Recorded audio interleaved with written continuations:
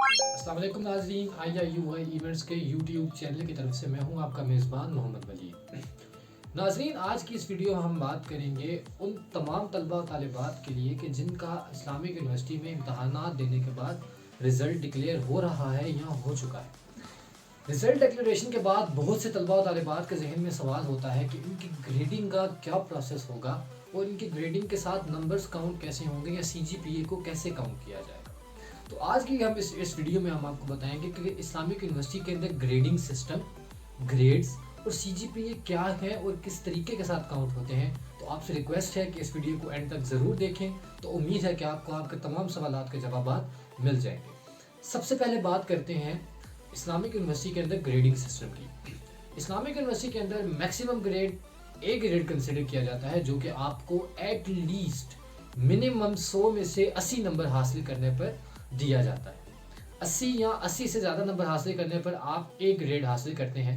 उसके बाद 75 टू 80 की रेंज के अंदर अंदर अगर आपके किसी भी सब्जेक्ट्स के अंदर मार्क्स आते हैं तो आपको B+ ग्रेड अवार्ड किया जाएगा। इसी तरह 5 नंबर मज़ीद कम करें तो आपको B ग्रेड अवार्ड किया जाएगा।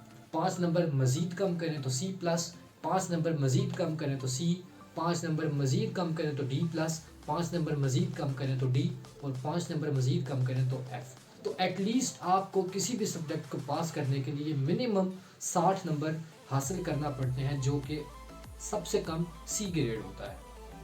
C ग्रेड के साथ आपका सब्जेक्ट पास कंसिडर किया जाएगा और उसके नीचे किसी भी ग्रेड के अंदर आपका सब्जेक्ट फेल कंसिडर होगा, चाहे वो D+ हो, D हो या F हो। साथ ही साथ बात की जाए अगर CGPA और GPA की। GPA आपका एक सेमेस्टर का ग्रैंड परसेंटेज असेसमेंट रिजल्ट होता है, जो कि आपकी एक सेमेस्टर के अंदर बनती है। और साथ ही साथ अगर CGPA की बात की जाए तो उसको कम्युलेटिव ग्रैंड परसेंटेज असेसमेंट कहते हैं, जो कि आपका 2, 3 या मैक्सिमम जितने आपने अभी तक सेमेस्टर्स पढ़े हैं या ओवरऑल पूरी डिग्री, उस तमाम को आपका CGPA कंसिडर किया जाता है। तो आइए लिए चलते हैं आपको अब आपके CGPA और GPA कैलकुलेशन मेथड की तरफ कि आप किस स्क्रीन पर तरीके के आने के बाद साथ उसको आपने कैलकुलेट सबसे करेंगे। पहले अपने लैपटॉप कंप्यूटर से किसी भी ब्राउज़र से गूगल क्रोम को ओपन करना है। गूगल को ओपन करने के बाद यहाँ पर आपने लिखना है IUI CGP calculator. CGP calculator को ओपन करने के बाद आपको एक ऑप्शन नज़र आएगा GP एंड CGP कैलकुलेटर। लेकिन यहाँ पर आप देखें कि ये जो पहला ऑप्शन है ये IUI प्यास नस्ट की कॉन्सेप्ट्स यानी इन यूनिवर्सिटीज़ के लिए जो यूनिवर्सिटीज़ मेंशन है, इन यूनिवर्सिटीज़ के लिए इस कैलकुलेटर को यूज़ किया जा सकता है। वहाँ पर क्लिक करने के बाद आपको ये चीज़ें नज़र आएंगी। यहाँ पर आपने क्लिक हेयर के ऑप्शन पर क्लिक करना है।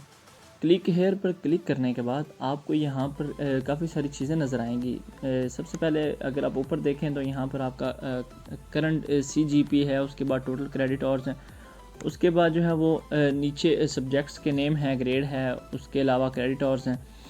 तो उसके साथ साथ अगर नीचे देखें तो यहाँ पर जब आप ऊपर सारा कुछ लिख लेंगे तो यहाँ पर आप अपने कैलकुलेट के ऑप्शन पर क्लिक करेंगे, जिसके बाद आपको अपना GPA और CGPA जो है वो पता चल जाएगा। लेकिन मैं आपको यहाँ पर बताता चलूँ कि GPA जस्ट एक सेमेस्टर के लिए होता है, जबकि CGPA पूरी डिग्री के लिए होता है। तो यहाँ पर हम अज्यूम करते हैं अगर आप के 1, 2 या 3 सेमेस्टर हो चुके हैं, यानी कि फ्रेश ही नहीं है, तो यहाँ पर आप अपना 3.7 समथिंग लिखें और आपके जितने भी क्रेडिट आवर्स पास हो चुके हैं वो आप वहाँ पर लिखें। मैं यहाँ पर लिखता हूँ 130। तो इसके बाद अपने किसी भी सब्जेक्ट का नाम लिखें और उसके साथ जो है वो जो भी उसके अंदर उसमें ग्रेड आया है उसको यहाँ पर आप मेंशन करेंगे। हम B+ करते हैं। B+ के बाद क्रेडिट आवर्स उसको देखते हैं। यहाँ पर मैं आपको बताता चलूँ कि काफ़ी डिपार्टमेंट्स में जो है वो किसी सब्जेक्ट का क्रेडिट आवर्स 2 भी होते हैं, किसी के 3 होते हैं और किसी के 4 भी होते हैं। तो वैसे जो मैक्सिमम है वो 3 ही होते हैं, इसलिए हम 3 के साथ जाएंगे। तो 3 पर क्लिक करने के बाद हम सब्जेक्ट नंबर 2 को हम B का नाम दे देते हैं और उसमें हम जो ग्रेड है वो A करते हैं और इसमें क्रेडिट आवर्स जो है वो हम 3 ही करेंगे। C हो गया, ये एक तीसरा सब्जेक्ट, इसमें हमने ग्रेड किया B और क्रेडिट और इसके भी हम 3 ही करेंगे।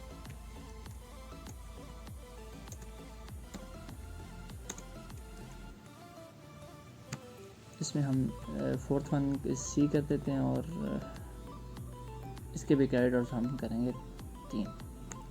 तो यहाँ पर आपने सब्जेक्ट्स अपने जितने भी आपके हैं, 4 हैं, 5 हैं, 6 हैं, वैसे अमूमन लॉ वालों के, लॉ डिपार्टमेंट के जो हैं वो 8 भी होते हैं, 9 भी होते हैं और 10 तक उनके सब्जेक्ट्स होते हैं। यहाँ पर आपने अपने सारे वो ग्रेड्स वगैरह लिख के, सब्जेक्ट्स के नाम लिख के, तो आपने यहाँ पर कैलकुलेट करना है।